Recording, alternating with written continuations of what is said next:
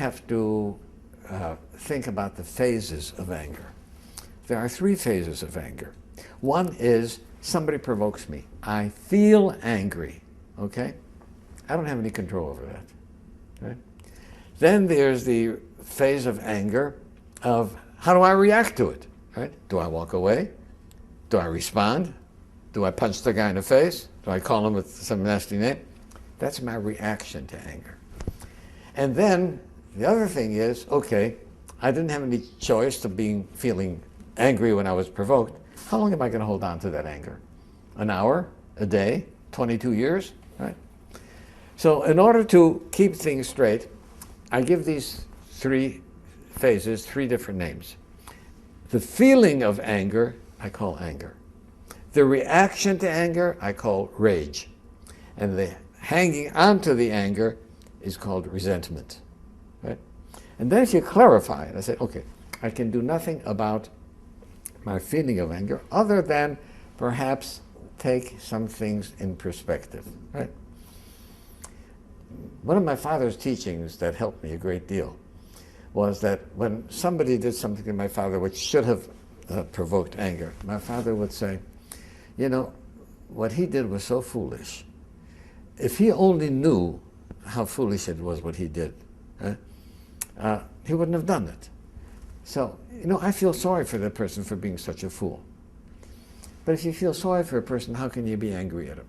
You know, I feel pity for him. Pity and anger doesn't go together. But nevertheless, I can't control how I feel when provoked, but I certainly can control what my reaction is going to be. And finally, how long do I hang on to the resentments? My greatest lesson came from Alcoholics Anonymous, where somebody said, harboring a resentment is allowing someone who you don't like to live inside your head without paying any rent. And I'm not that kind of a guy.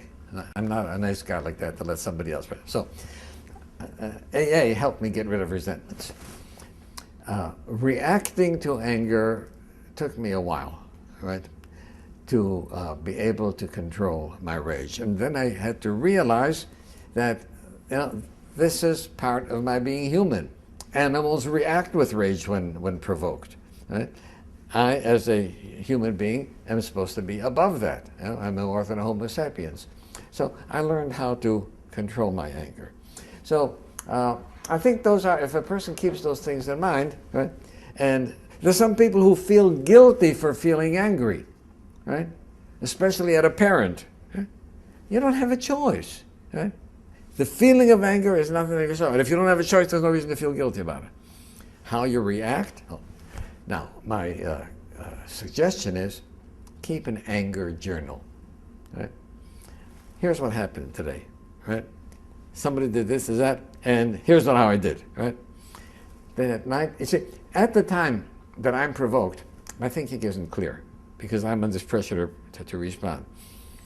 But at night, when I look over what happened during the daytime, and I say, did I handle that in the best way possible?